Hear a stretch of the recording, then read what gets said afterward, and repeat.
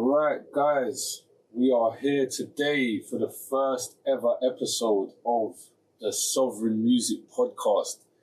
And we're here with a very special guest today because this guy is actually one of my personal friends that I've met within the music and also the tech space.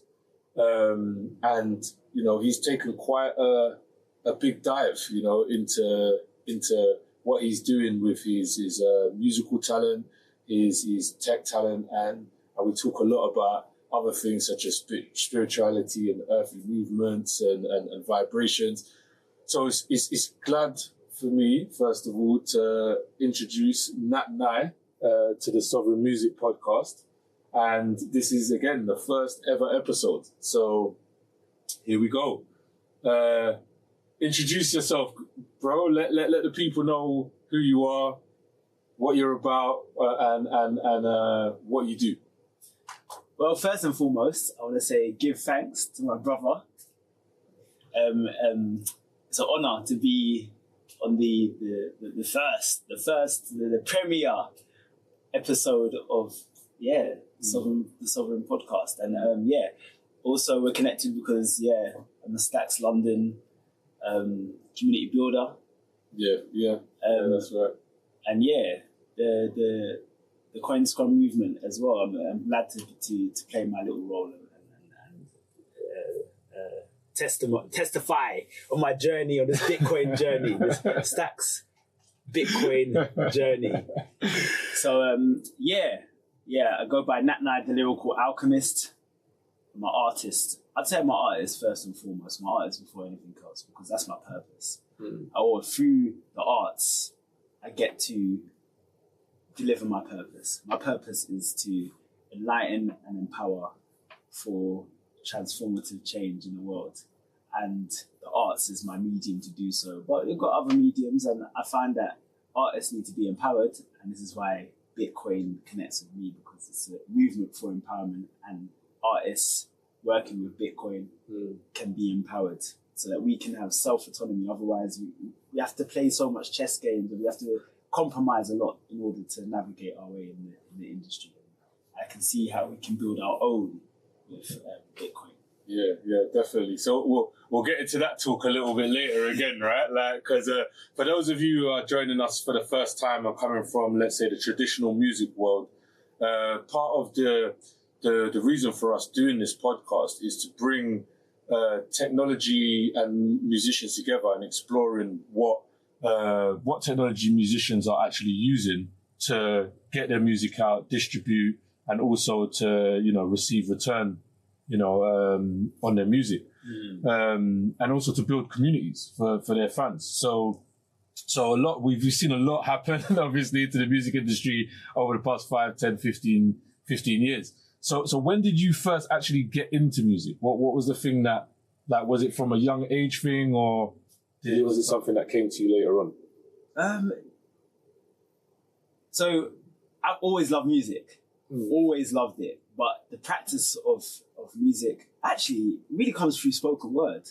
So my foundation, as an artist, as a proper artist, not, you know, the little plaything that you do when you're young. Yeah. As a proper artist, is through spoken word and through, like, I love hip hop, I love rap. So I'm listening to that every single day. There's not a day that don't go by where I'm not listening to something. I have to. And but my style is very much influenced by rap. Very much influenced. The instrumental can vary, but my spoken word style is very much influenced by the rap. So I put that into the style, and then naturally, as a spoken word artist, you have waves where people think that it might just break to mainstream, and it doesn't. So it gets, like, the tide rises, it gets higher and higher and higher. People get excited, the wave gets, and then it comes back down. Most spoken word artists are either going to theatre, or they're going to music, or they're going to different branches. For me, music's just a part of my soul. And I just think, like, you put something over a beat, then it's just gonna hit. It's just gonna connect with people in a deeper way than, generally speaking, than a cappella. Generally speaking. And and I suppose there's two sides to that, isn't it? Because when you've got the beat, like a lot what we see, let's say in the past, I'd say 10 years maybe, a lot of people are paying attention to lyricism that are, let's say, music lovers, but the average person is still kind of like the beat, right? But I think it can kind of work both ways, because the beat kind of gets people sucked in. Maybe the beat is the infectious part, right? And then the words, it's the way that the words hit when they're a cappella, and the fact that people listen to what you're actually saying. And obviously in the case of spoken word, it's not battle rap, yeah. So people can figure it out a lot easier, or resonate with it, shall I say, a lot easier. But what you said also brings me on to like a second question, which was like, or third question now, which is, what was for you kind of like, let's say one of your big break moments, like one of the moments that you've had since you've been doing spoken word, since you've been doing music, that was like, hey, this is going to lead me on to the next thing. It's going to be it, right? Whether that be like, you went into a record deal, whether you took the deal, you didn't take the deal, doesn't matter. Like what was that point where you thought, hey, this could kind of be a make or break moment? Such a good question. That's a real, real good question. Because for me, I came into this kind of aware of Wagwan. Like I wasn't unaware. So, and my influences. Do you know David J, the vocal pugilist? Sounds familiar. Wear a hat, dress up, real smart. It sounds so familiar, but no, not off the top of my head anyway. Not off the top of my head. Okay, so yeah, Godfather. Used to call him the Godfather. And I was influenced a lot by him. When I first saw him, I was like, wow. Basically, I went to 3 different shows in the standing ovation each time, and 3 different demographics as well. So you have the Pan-African lot, the R&B, like, sweet boy, crowd, the woman, and then the next one where it's just multicultural. It's white people, Asian people, black people, everybody there. And each of them, blown away by him. I was influenced by him a lot. So I knew what the industry was. So at the time, I was connected with Roundhouse. Yeah. I was an associate poet there. And I guess because of the opportunities that they provide, like Main Space Roundhouse, we performed that. We had our own event there. Then festivals, I was going and doing a festival circuit with them. Like, I guess that was where I thought that. This is... But at that time, I was like, I don't need no Roundhouse. I don't need no institution. Go solo. Yeah. I learned really quickly that, no, you do need institutions. So again, like, sorry, with that as well, so you just go right into like the next question again, but with that, like, what was, let's say, that ceiling or maybe the problem? What was, let's say, if you could identify maybe 1 or 2 key problems that you found with that big break moment where you was like, hey, I'm on the cusp of being able to blow this into something new. Like, what was the thing? Because as you said, at that time when this happens, generally for musicians, producers, whatever, you're on top of the world. Hey, I got this record deal, or I got this distribution deal, or I'm going to perform here, or, I'm down with this crew, or whatever it is, right? So what was that feeling like when you started, and what were the things that kind of became these barriers kind of to you taking that next step, or maybe that production pushing it further? Yeah, I think, okay, so self-responsibility and accountability mindset and just not knowing, like, this is a business. We're artists, but it's a business. Number one, it's a business. And businesses are dependent on your relationships. So to think that you can go and do things by yourself and so you're like, it's kind of like a delusion thing. You need to have relationships, and you need to have relationships with organizations and institutions, and be it that institution might be distribution, it might be whatever the institution might be relevant, a record label, but a record label that can do something for you. Do something for you, Or if it's management, they can do something for you. It's not like admin. basically, which they can end up be. Yeah. Like, it's like they have to be able to open, okay, we've got connections to this and that market that is relevant to you, or, you know, these type of things. So if you're going to go, well, now I'm like, right, there was never really a space open for someone like me. Like, to be honest, not really a space open for me. Like, I've been able to, like I said, perform at certain festivals. I've been able to be at certain buildings, perform at the V&A and you know, Tate and all of that. Yeah. American Embassy. I've done Princess Anne reception, royal reception for her, and those little things. Yeah. But the industry don't want an artist like myself.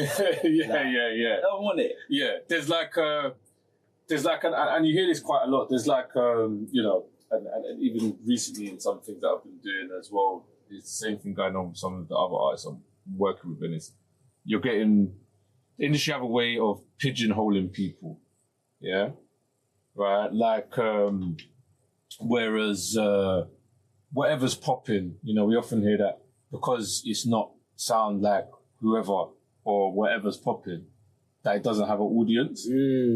And I think obviously, again, we'll get into this maybe in a little bit, but I think the online thing has obviously brought a lot more, not only eyes, but a lot more niche pockets for everybody, because, you know, as we often say, there's something for everyone, isn't there? Right? You know, there's always a buyer and there's always a seller, right? So in the end of the day, like, what you're saying is that experience, one of the biggest challenges of that experience is being able to kind of grab hold of, let's say, an audience for your niche, and then the traditional industry also being able to, let's say, see your vision or get behind your vision, maybe. And that seems to be something that's, you know, been forever a plague of the music industry, because in the end of the day, as you said at the beginning, music industry and music businesses, they are businesses. They want to make money, right? So they will go pretty much like with anything that is the latest money-making vehicle.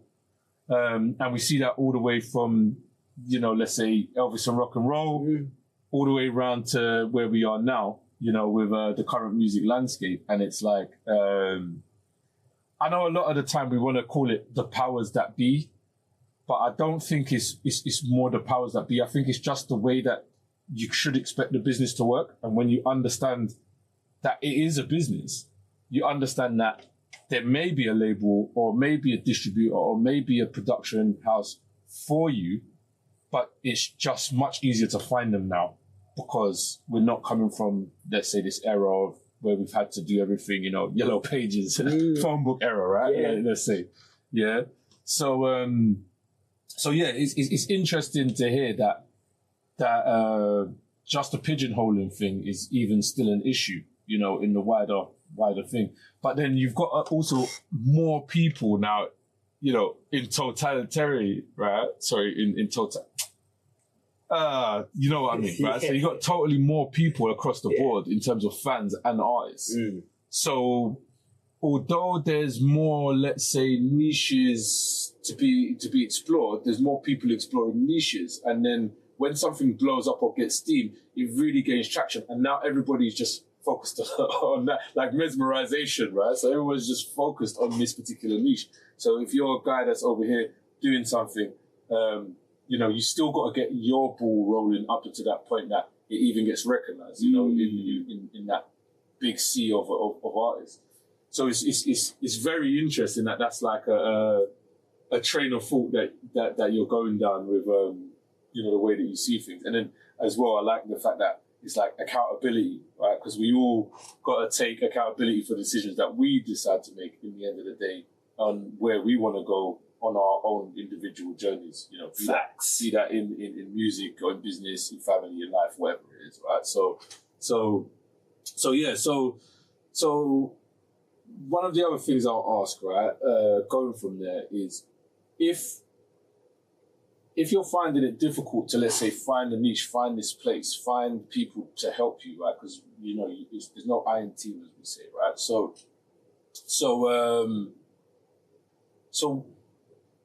obviously these things are things that you're either spending time or money on, right? And as a musician, you know, I would say that all of us, we don't necessarily want, let's say, the pop star position or the fame position, but all of us would like to somehow fund or be able to fund an endeavor to you know, use these talents and get some kind of return, right?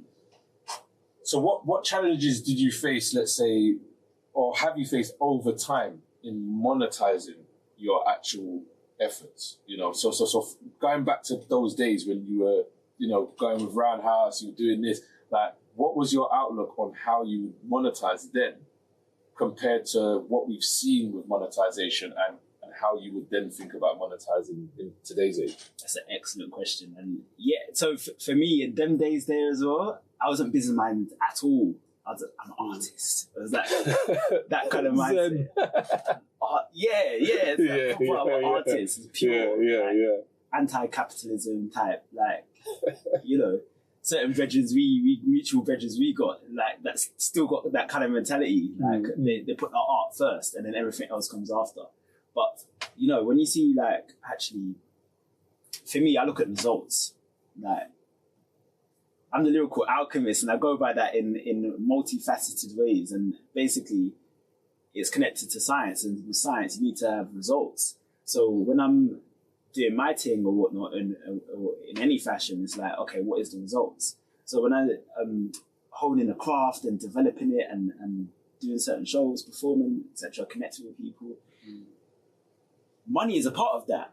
So yeah. But I'm seeing, like, man's got to get a bus, man's got to get a train, get a cab. Pay, gas prices are high. You understand, right? So, yeah. You know what I'm saying? So, like, there's certain shows I'll be doing and it's like, oh my God, you're amazing, da-da-da-da-da.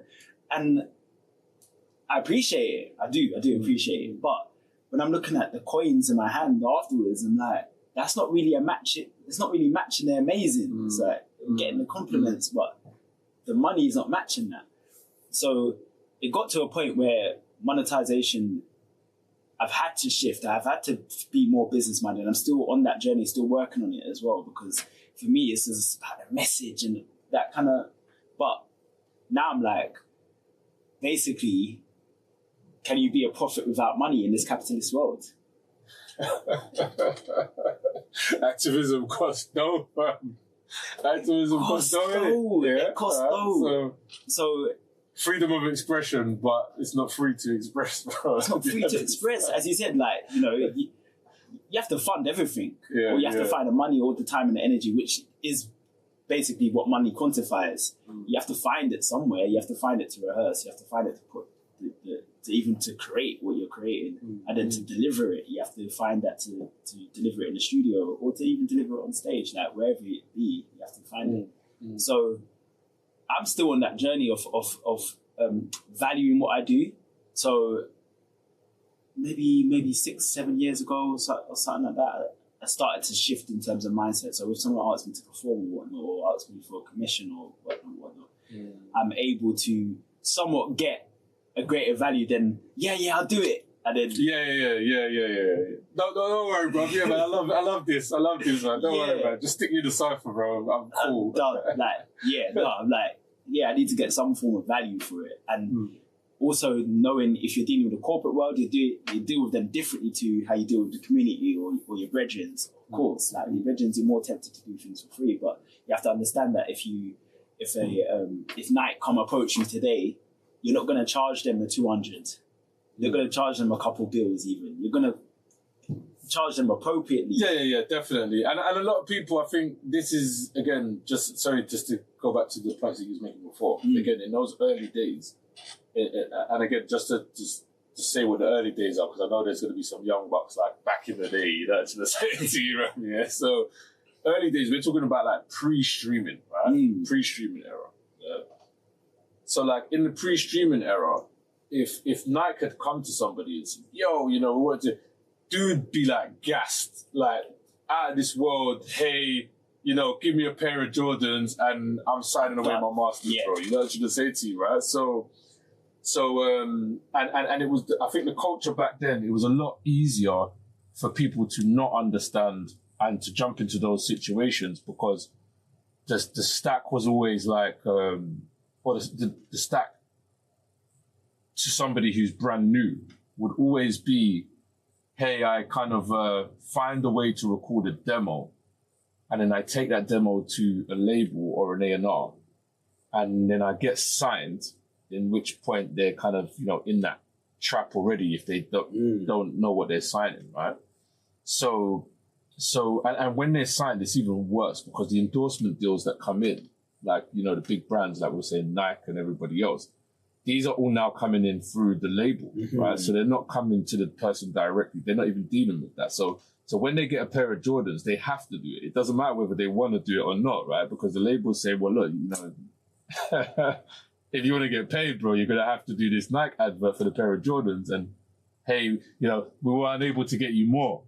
And probably in the background, the labels maybe cut 50K off of that deal, you know what I'm trying to say to you, right? So sorry.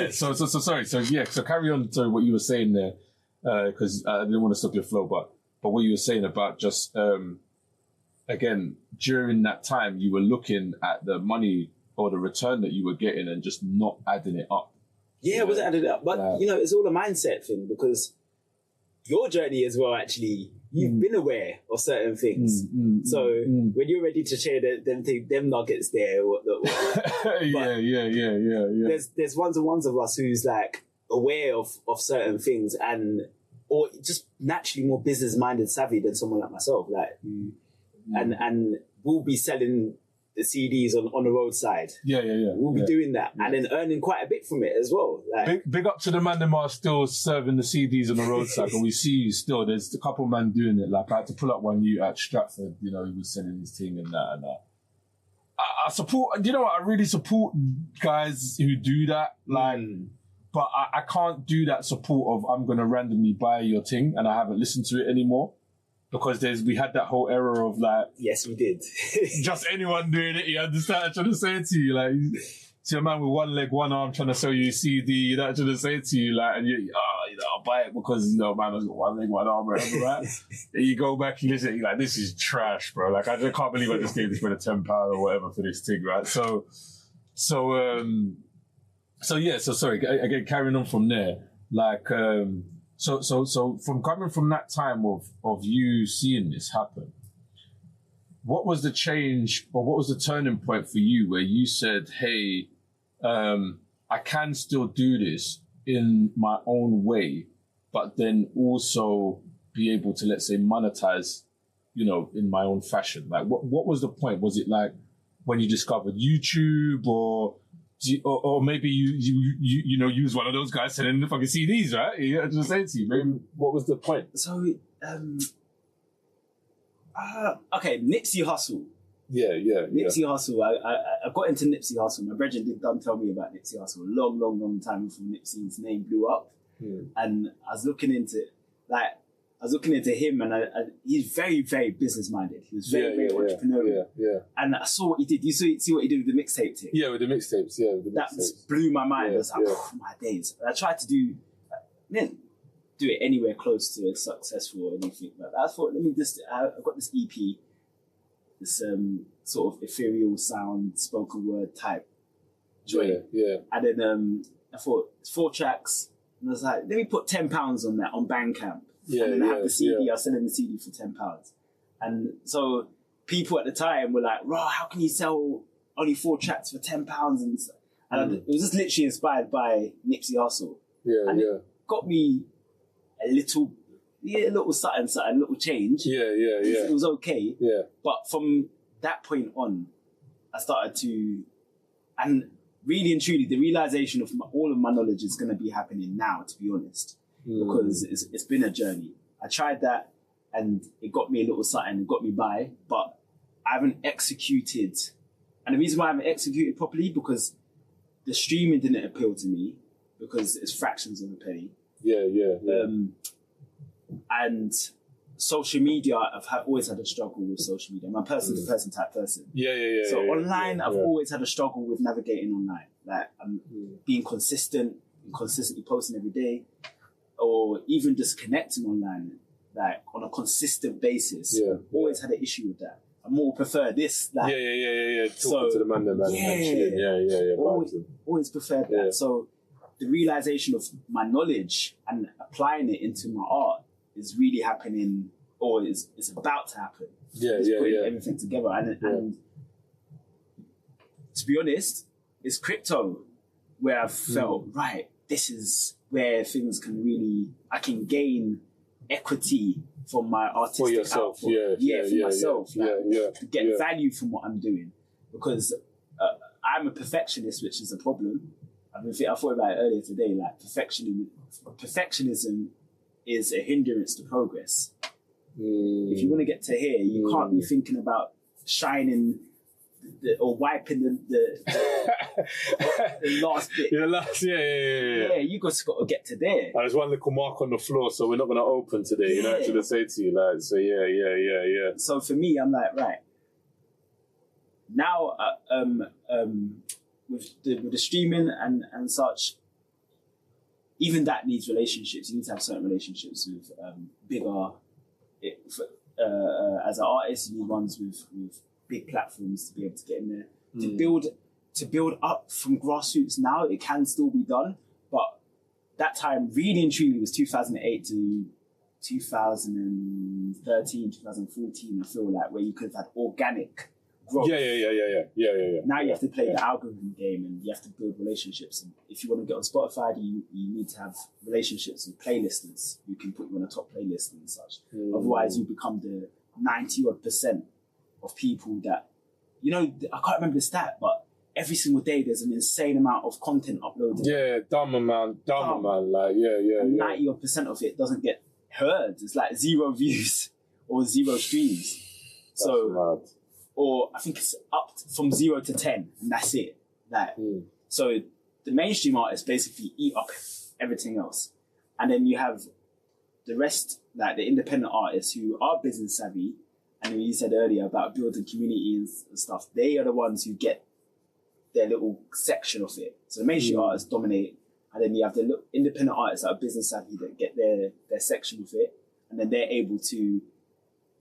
Them ones who are able to really master the thing, they're able to, off their community, they're able to gain even more on a personal level in terms of real money than even the mainstream artists. And that's what I'm aiming to do now. Like, I'm aiming to just get my ducks in a row and then execute upon the knowledge. I know we're going to get into it, but with the things I love about crypto and Bitcoin, it applies to, and to be successful in that world, it applies to being successful as an artist.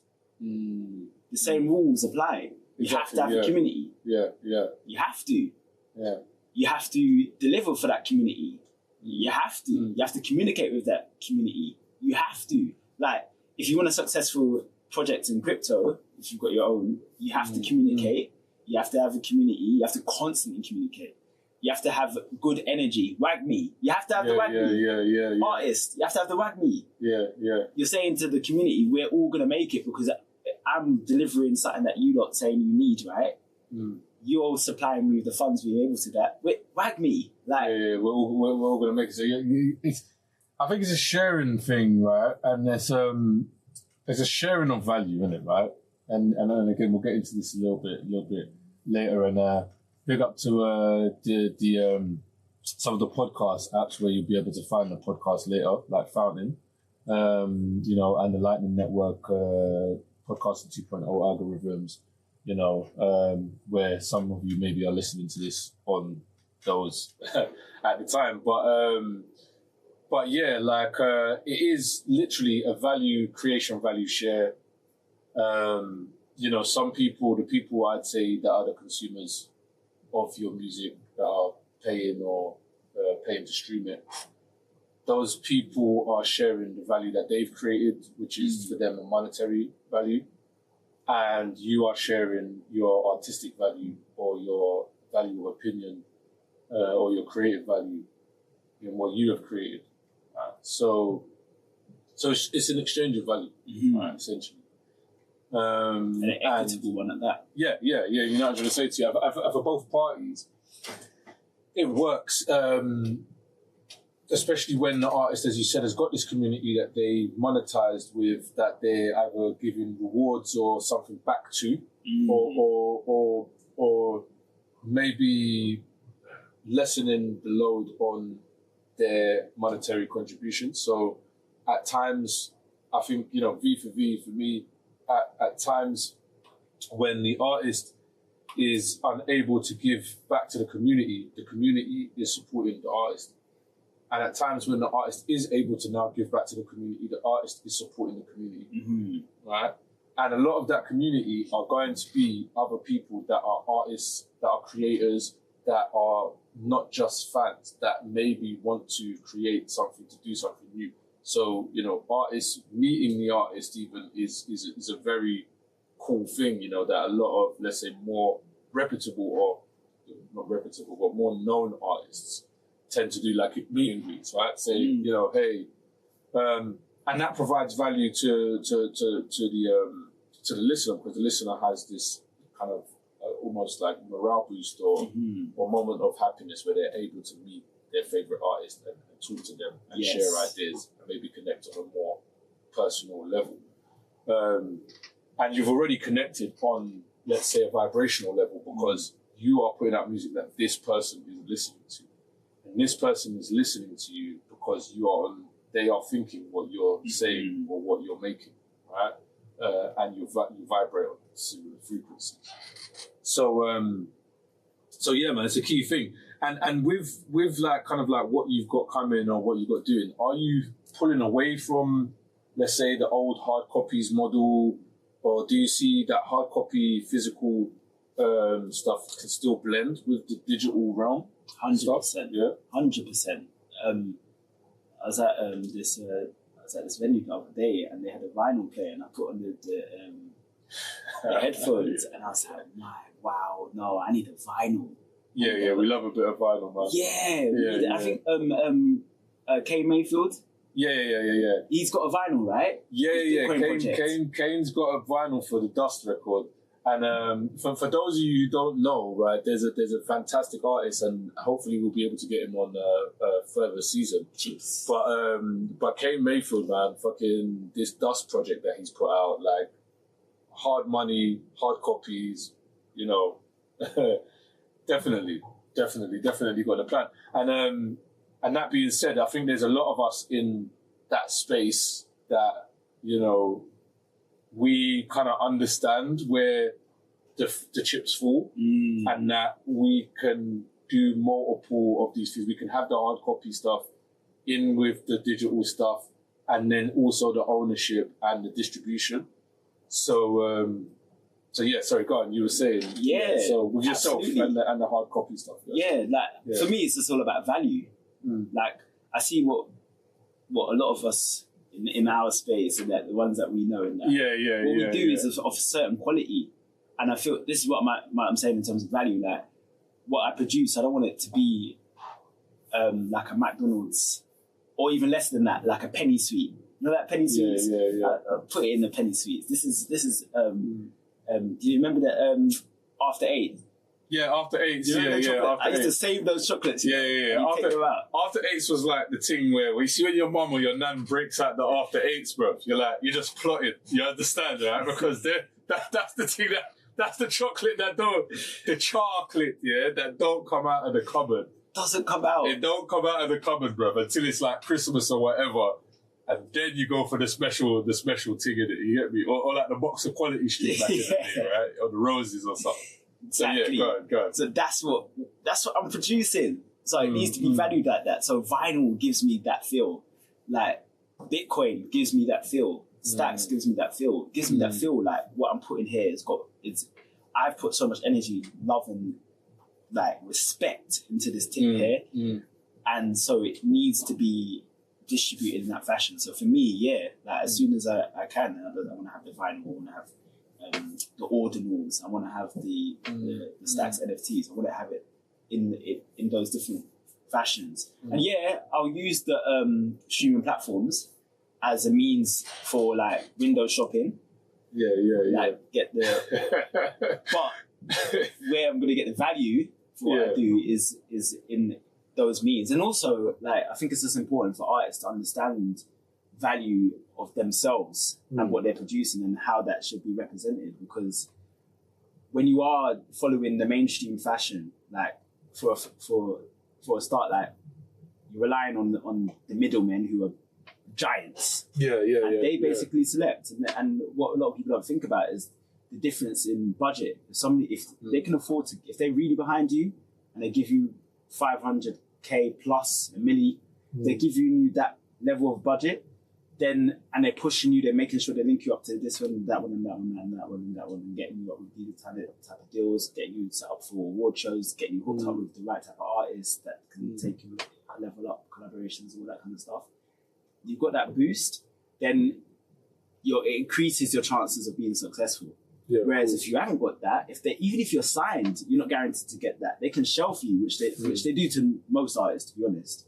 It's better for you to, or for me, I want to go down that journey. I never did want to have no interest in going down that journey.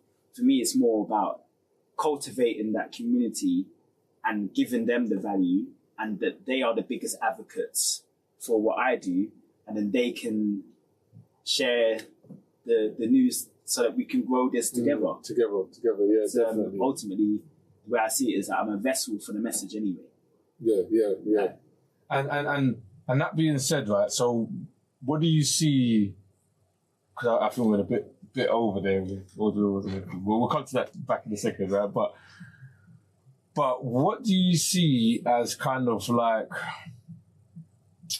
what do you see as the major change in monetization models that we see currently? Because you kind of touched on it there with saying, you know, like, hey, these are the Spotify's, the Apple Music is more like, really for you, it's looking like these are more like the marketing platforms and maybe distributing the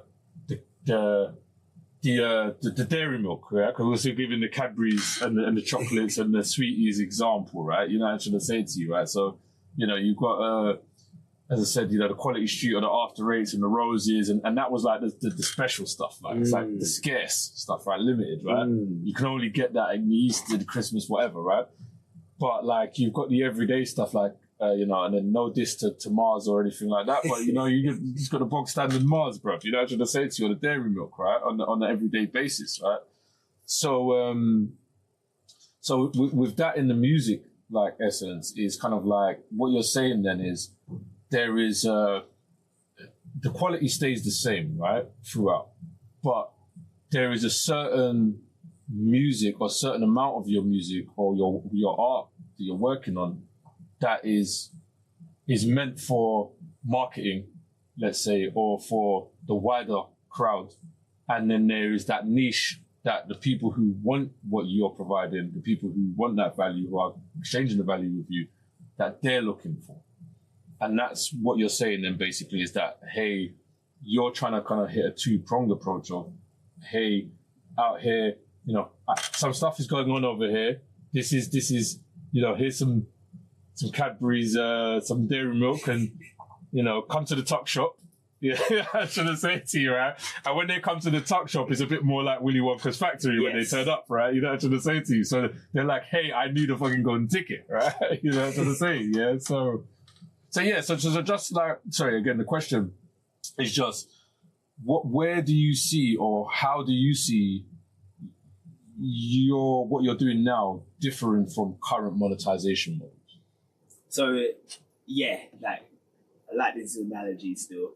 But, what I'm going to do, or my uncle, yeah, he said basically something profound. A couple of weeks ago, he was saying to me, whatever trade or industry you're in, is to be successful, yeah, it's about your willingness to be uncomfortable.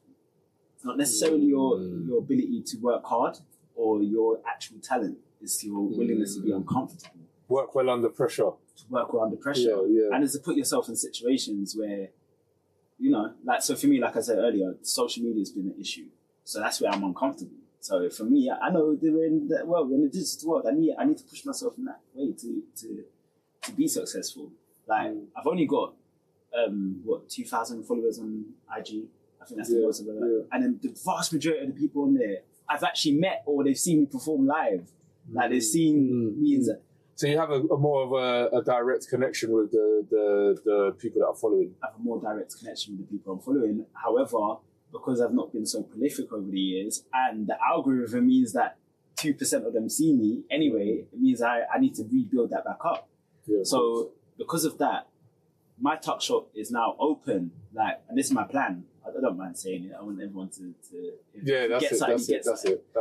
And it's called. This is sovereign music. So we want everyone to be sovereign. Yeah, so exactly.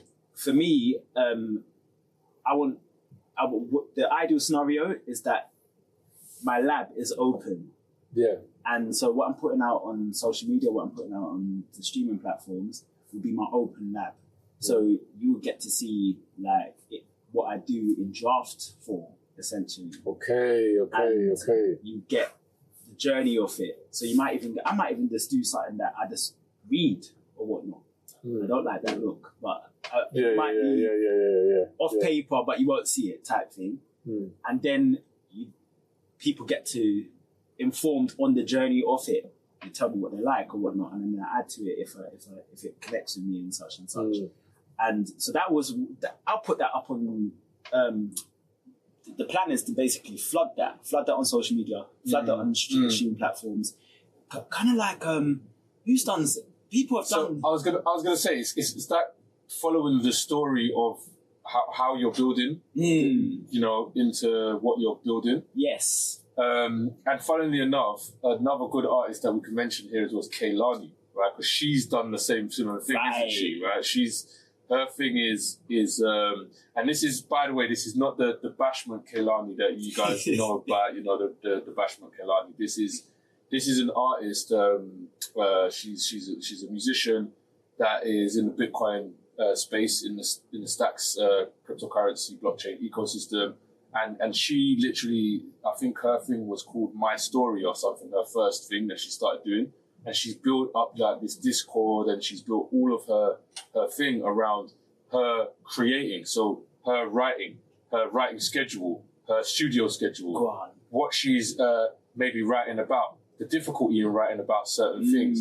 And, she, again, I don't want to give away too much, but you can go check out Kehlani, right? Again, this is your thing, so I'm not going to do any super shout outs, but people can search for Kehlani, Bitcoin, Kehlani, Stacks ecosystem. And she basically kind of took this stance where it was something terrible had happened in her life, in her family. And she basically told the story of that through music, but then also broke down how difficult it was for her to be able to put that story into her music and why she did it. And she made that into kind of almost what her content is. So when you go and watch her channel or you jump onto her Instagram or whatever, her content is constantly about what she is doing to create. And then she will maybe release that as an artwork or a single or a video or something at some point. But literally she is taking every single person that's watching through this journey of today I came up with a song title, and by the time it's finished, hey, this is the release of that song title that 3 months ago, I was talking about, right? Yeah. So I can definitely resonate with that, and that definitely gets a lot of people, again, because it's a value exchange, as we were saying. So it makes people resonate with, hey, maybe I'm in my bedroom trying to create music as well, and there's something that I wanted to talk about that I thought was difficult to talk about, and now I've seen her experience, then it makes it much easier for me to come to terms with what I'm trying to do, right?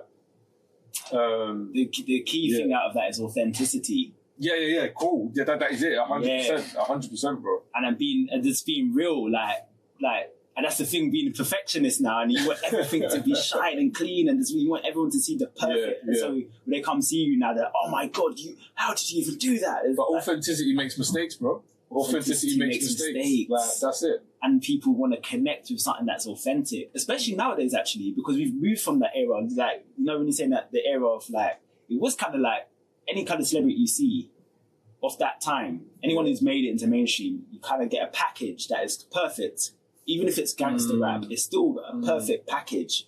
You don't get to see actually their downside. You get these superhero type characters. Yeah. But we shifted from that social media area now is where like you have to show yourself. You have to show all sides of yourself. And I think that kind of came through with the DVD era as well, because the DVD era was like, you know, whether you want to say it's the American ones or the UK ones or whatever, the DVD era was not just man them freestyling in front of the camera.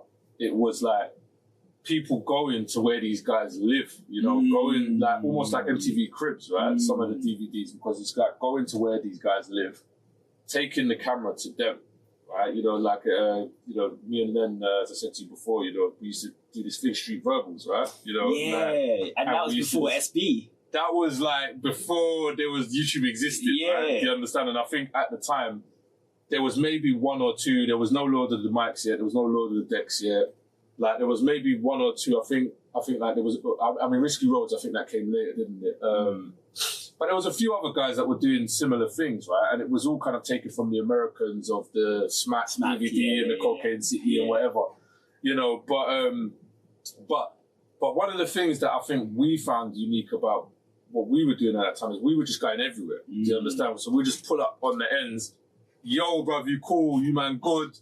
Boom, boom, boom. And a lot of the times, bro, we were pulling up to ends where man thought it was a madness, because we were pulling up and we're rolling and we got the whips tinted, and you know, man skidded up on man. And I can tell you, there's loads of occasions where we skid up in a man's estate or whatever, and they're like, you know, who's that kind of thing? Yeah. Man are all getting ready, you understand? Like, man are all getting ready to draw for certain things or whatever. We have to, nah. You know what, brother? It's all love. Yeah. We come to see what's going on in your ends. You understand what I'm trying to say? Who's the guys that are doing this thing? Who the guys that are rapping, producing, whatever, and just showing that side. So again, like you said, like showing that authenticity. We never, when we were doing Street Rebels, we never wanted to ever have it that we were like too structured. Don't get me wrong, we were organising with people, say, yeah, we're going to come on this day or whatever, after, let's say, the second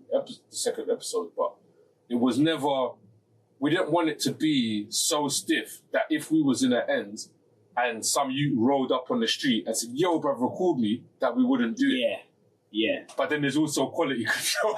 There's also quality control. There is also quality control. So again, going on from that, right? So when did you start to connect, let's say, the technology side of things? Because again, although like, you know, this is for yourself, obviously, we know about the crypto, the Bitcoin kind of thing. When did you start to connect that I can now use this technology, not just the YouTube, not just the Spotify, but I can use computing, right? Because it's the internet, right? So I can use computing to now take my thing to the next level and use this independent. What was the kind of the moment for you? Was it the Lily Allen MySpace moment? Was it the again, was it YouTube? Was it I think MySpace is you got to shout out MySpace. Yeah. MySpace, the OG daddy, right? So OG, it's the daddy, like. Yeah. But yeah, for me, that's never been my strength. So I didn't even. Yeah, I didn't make the most of it. Like, if I could go back to my younger self now, I was more interested in performing. That's what I was interested in. Yeah. Real life performances. Yeah. But if I could go back to my younger self, I would be like, no, like balance. Like, you need to focus on using the MySpace, definitely, because MySpace was hot. Yeah, it was. And then YouTube as well back then. So the realization for me has come very, very late, to be honest. It's come and it's because I'm purpose driven and I'm like, things have to connect with me. So if I was utilizing these technology forms back then, I'd be in a lot stronger position than I am now. Like, it's a fact. But it is WebFree. It is WebFree. Yeah. It's really, because I know when we first met, you were like, because you also and definitely shout that out as well, and shout Stella as well. Yes, my other forget, right? Yeah. Like, So maybe we can explore that a little bit, like when you discovered like Web3 and then you started to put on events, didn't you, for artists and for creators to teach them about Web3, you know? So let us know a little bit more about that. Yeah, so basically, before that point, I'm still on a journey of learning. So, streaming didn't really connect with me because the fractions of the penny. I go deep into everything I go into. So it didn't really connect. I'm like, if I'm putting this in a million, 3,000 out of a million, that's a lot of work for that. But basically, it got to Patreon came out, and Patreon was interesting. Bandcamp, that's where I went to. Actually, Bandcamp was... and you know, I was talking to clips about this the other day. Like, Bandcamp is like, you know, really kind of the spot which it's like the best monetization for musicians in the Web 2 world, isn't it? Right? So yeah. Bandcamp is where I went to, but I put my first EP on there. That's where I put my EP, but I didn't utilize it as much as I should have. Like anywhere closer, not so as it's kind of dormant, but I did use it, and Bandcamp is good. I rate Bandcamp, but Patreon came out. That was interesting. I didn't use that either. There was a UK version of that startup that Stella and I were both involved in, and it didn't work out because, you know, the mentalities are different. And for me, I've got this huge vision, this massive vision, and I just see things way beyond the industry. Like, we've been doing music for thousands of years before music industry even existed. Yeah. So I'm like, they are not the standard bearers for me. They're the standard bearers. They're not the arbiters of what you want to do. They're not the arbiters of what I want to do. I see, like, I'm like, yo, I'm the Lyrical Alchemist. I'm around at a time when we built pyramids with poetry, with lyrics. Like, the power of music. Music is like, it's so downplayed the level of power it has. Like, but we know it when it comes on, when a certain beat comes on, depending on where you're at. If you can't listen to, well, I say you can't, but classical music is not going to make you feel the same way in the gym. Then of course, because all the vibrations have different vibrations, different resonance, right? So and it connects with you. Like, you're going to act as to what you're going to do with the music. So the way I'm like, all right, I just see that we can build our own industry. So this startup kind of offered that, but they're like the people, the money people behind it, they didn't have that mindset. They're more seeing how they could do what a Patreon's doing, extract from streaming and earn money from it, and that's it. But I'm like, we can build a whole ecosystem. It didn't work out. But when the NFT thing blew up, when that got crazy, and then I dig deeper into it and be like, this is not what NFTs is. Like, everyone thinking that NFTs is the profile picture. But that's not what NFTs is. It's the contract that says ownership. So I'm like, like, in my head, like, wow, this is, so the word I was looking, the phrase I was looking for earlier is that, and in terms of the Ferrero Rocher and the Ferrero Rocher, man, who threw another one in the Raffaello and that, go on. Like, is that basically it's fine art. There's a difference between fine art and regular art. It's the Fortons. It's that. So I can see how NFTs can, and now ordinals come out, I can see how that can really give you, or audios as well. Like, I can see how that can place value on what you do. So now, I think it's like 2 years ago when we connected. Yeah. And you're a Bitcoin whiz. And I do want to get it. Yeah. Go on. And so I was flirting with the other blockchains at the time. I was flirting with them. I was thinking, Ethereum, I don't really like the idea of the transaction speed and then the transaction cost as well. I'm thinking I want to make this accessible to as many people as possible. And certain people, if they paying a certain amount and then they have to pay on top of that just for just to access it, or just to access it. Yeah, of course. Then I didn't want to do that. So then the other ones were appealing to me, like Tezos or Nia. So I was flirting with Tezos and I was flirting with Nia and Algorand. I was flirting with them lot because fast transaction speeds and it's like pennies for the word is escaping me.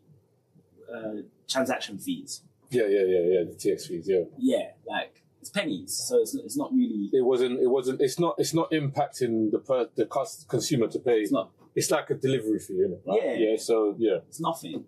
So I was flirting with them, but again, everything is purpose driven for me. So when I went to a NIA conference, and the founder of NIA was there, and everyone was asking questions. I asked my question. I was like, "Yo, what is your dream? What do you envisage in 30 years?" And he gave me this kind of neutral response. I didn't think worse of him. I didn't think better of him. It was just like, okay, that's not. So, but every time I hear the Bitcoiners now, it's like we are here to change money, and that passion behind that really just connects with me. So linking with you now, and you breaking down like, yo, we've got an L2 here that could basically work, like put you in the Bitcoin ecosystem, and the emphasis and the priority of Bitcoin, like so. Anyone that links to you is going to know about Bitcoin, but know about the importance of Bitcoin. Yeah. It's not just a way that you can generate more fiat. Yeah. Like that's not your message at all.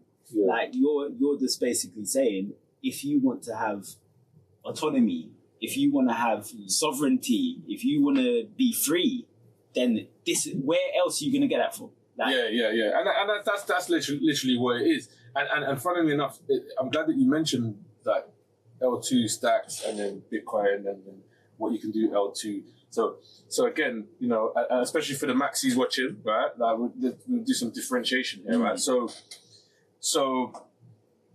and then I'll ask you the question I'm going to ask. But for me, layer 2s like stacks, rootstock, you know, the layer 2s help with the rights side of things, yeah?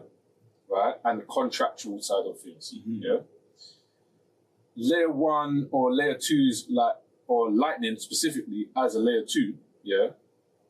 Right? Helps with the streaming, the direct payments, you know, side of things.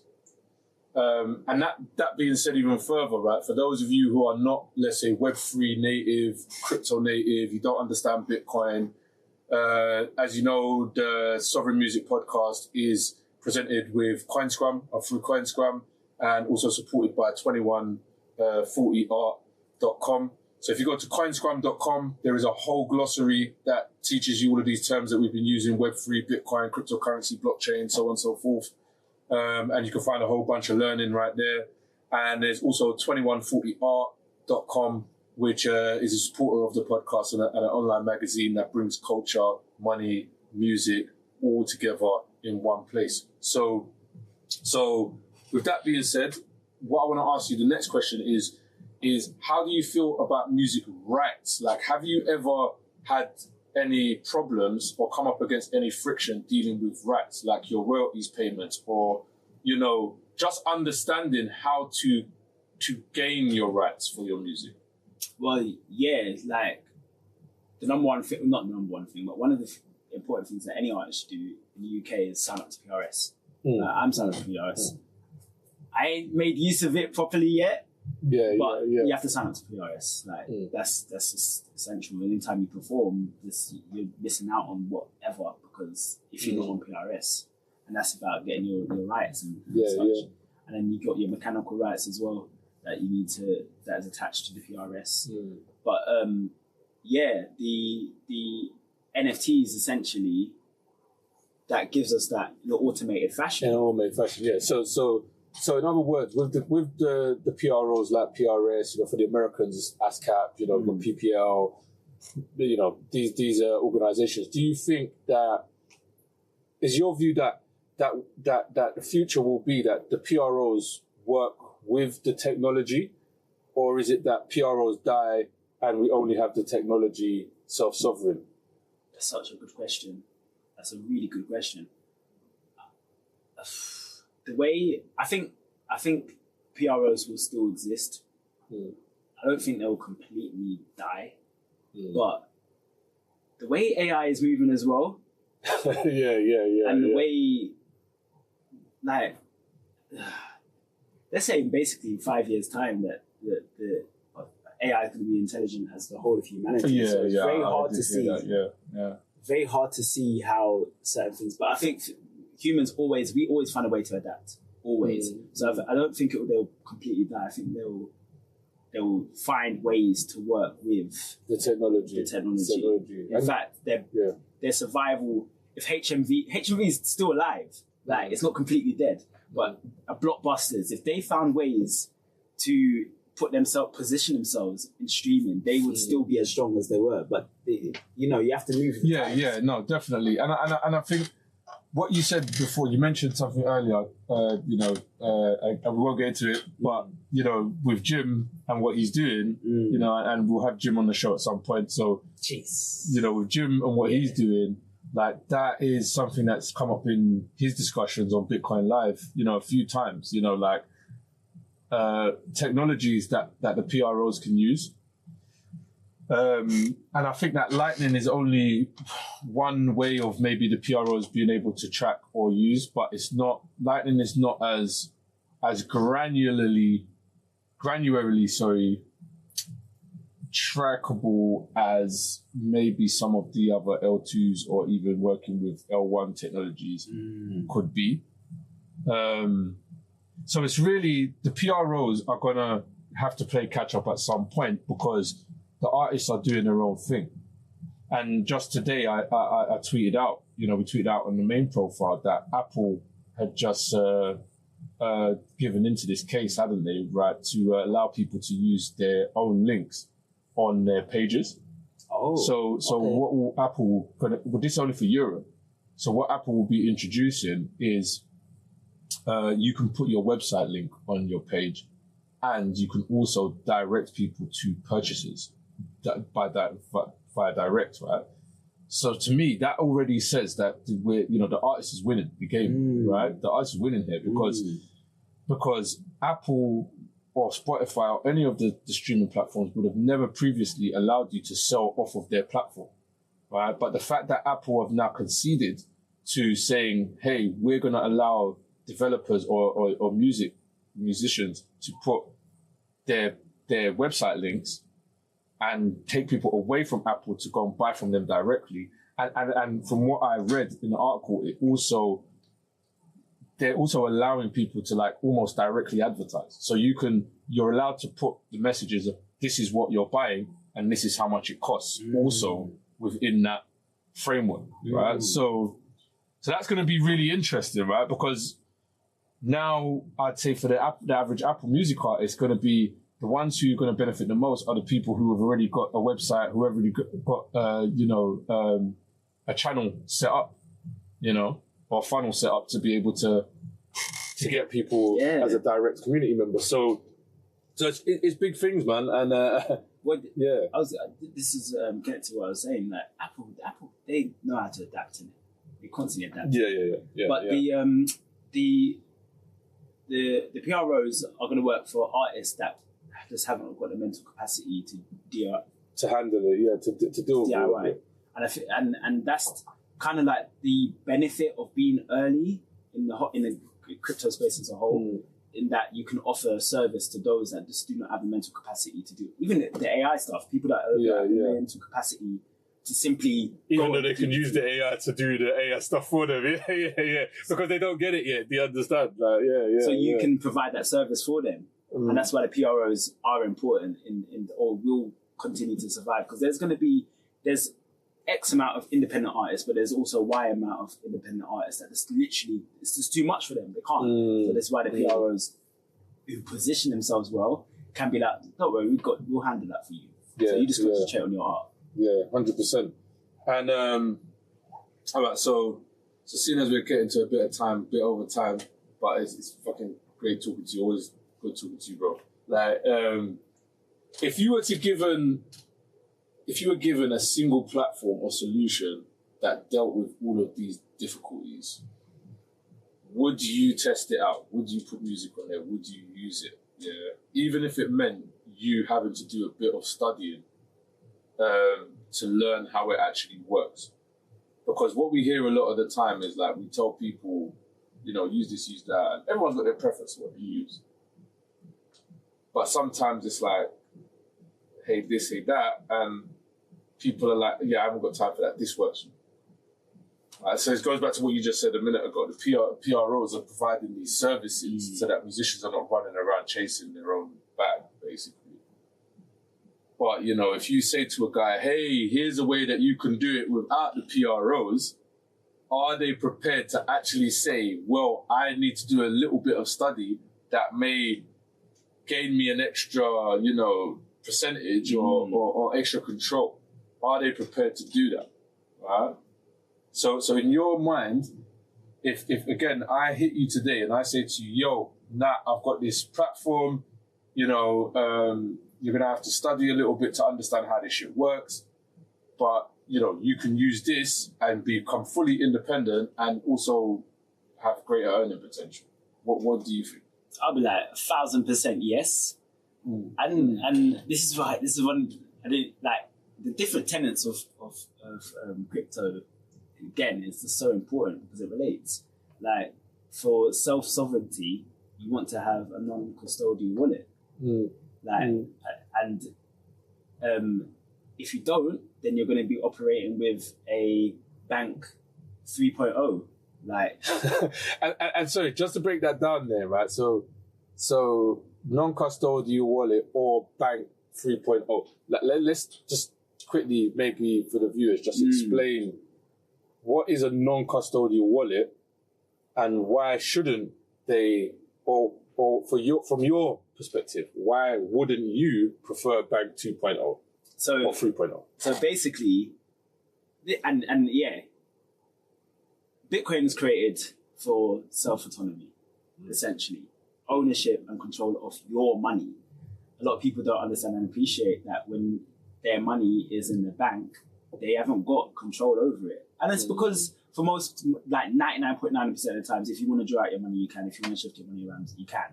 But people are aware that the interest that is developed on your money, the bank is basically utilizing your money to make money elsewhere. Yeah, and giving you a fraction of the percent. Giving a fraction of it as a little reward for them doing whatever they want to do with your money. So you're basically, what people I think don't realize is that all the pennies in the bank that they're putting in the bank is really just them loaning the bank money, right? Loaning the bank money. And even the thing of getting credit, and it's all a game. But anyway, the exchanges represent that to me as well. Like, and we know this when there's hacks. We know we see this when there's the FTX situation. Yeah. And by the way, just to make it clear, right, people who might have seen that FTX situation that are outside of this space, the FTX situation is not a technology thing. It is just a scammer that faked that he was using the technology to scam people out of their money. So it's nothing to do with technology at all. The technology didn't scam anybody, it didn't break, and it was him. And it wasn't hacked, And hacks generally happen, again, just to kind of make the distinguish, like between the non-custodial and custodial. When you say exchanges, crypto exchanges are generally using a custodial model. So they hold onto your funds. Whereas a non-custodial model means that you are holding the ownership, the action, the administration rights over your funds, even though you might be trading them through a platform, which is an exchange. So that's a decentralized exchange. And then we have a centralized exchange, which is essentially what you were just describing. Yeah, the centralized exchange is the bank. And that's the thing. FTX at the time was trusted. At the time, Sam SBF was put out as the crypto god. He was gassed. He was gassed fully, and the media did that, and we can go into conspiracies and all that kind of stuff. But the point is that when you have a non-custodial wallet, that is down to you. So if anything happens to it, you have to only look at yourself. If you forget your key phrase, if you forget your password, and that's it, then that's on you. You can only look at yourself in the mirror and be like, and there's a sense of security when you have a big platform or an exchange that has got that. But if that's gone, and you have no control over it. No control over it. And I Yeah. see it the same as being an artist now. Like if Spotify tomorrow crashes, and it's highly unlikely, but we can see big giants fall all the time. Yeah. If Spotify crashes, then what happens to everyone's music on there? Yeah, and any royalties that you may not have claimed from there, you know what I'm saying? Especially if they go to like bankruptcy or something like that, right? And it's a similar thing we see with deplatforming as well. Do you understand? Like the platforms can stop you from putting out what you want to put out, or use the algorithm to downplay what you've put out. You know, we see that hell of a lot on YouTube, don't we? Right? Yes. So you know, and that's sure everybody probably understands that for YouTube. So to answer your question, yes, 100%, because if I have greater independence on what I'm dealing with, then I'm feel much more comfortable looking in the mirror and say, okay, this is what I did wrong, or this is what I did right, or whatnot, this is how I can develop from it. And there's a full understanding of what's happening with it as well. And with NFTs now, the good thing about NFTs is that you retain value as an artist as long as it's in there. So the selling on of the NFT, so it's your initial community, they buy the NFT, they get a value from it from the secondary sale. But then you will always get a percentage from it.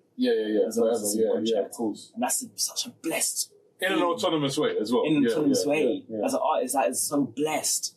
Can you imagine, like, you can't, that's not been a situation like where you sell a vinyl, you sell a CD, where you can retain the value of that if in the future. Yeah, especially if somebody goes and sells it at second-hand.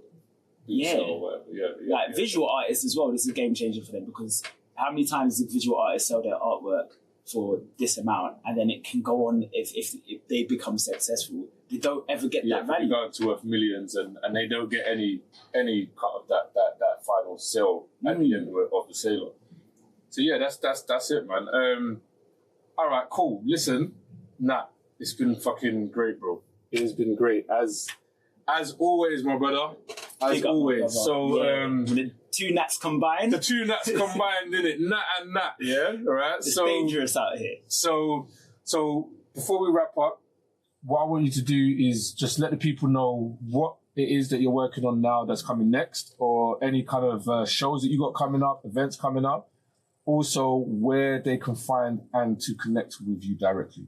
So I was meant to mention, and because I talk in long with fashion, so because you did ask earlier.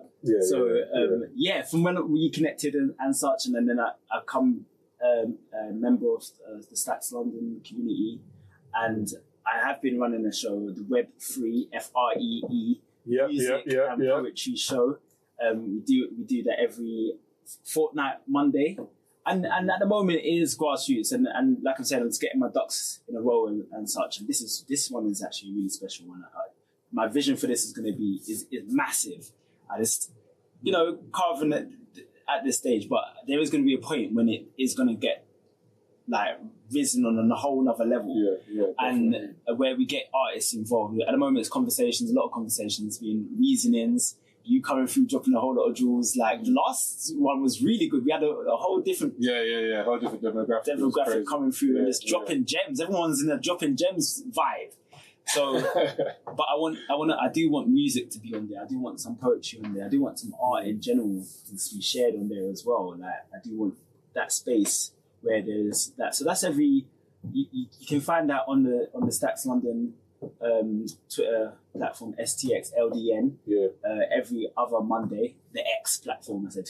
X formerly known as the platform formerly known as well. And I'm inspired by you. I'm grateful for these inspirations, because I'm inspired by people around me more than I am by icons, as great as they are, and they do inspire me. But it's more the people around me that I see personally what they're doing, and basically, like I'm saying, I'm just sorting out certain things, getting them in the row, and then we're going to start going fast. So fast, hard, and like I'm saying, I'm going to be sharing the journey of it. I'm going to be sharing the artistic journey. So the things that is going to be most accessible to people is what I have rough and raw.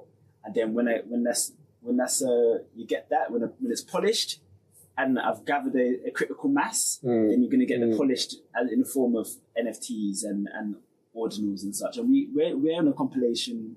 Yeah. Don't worry.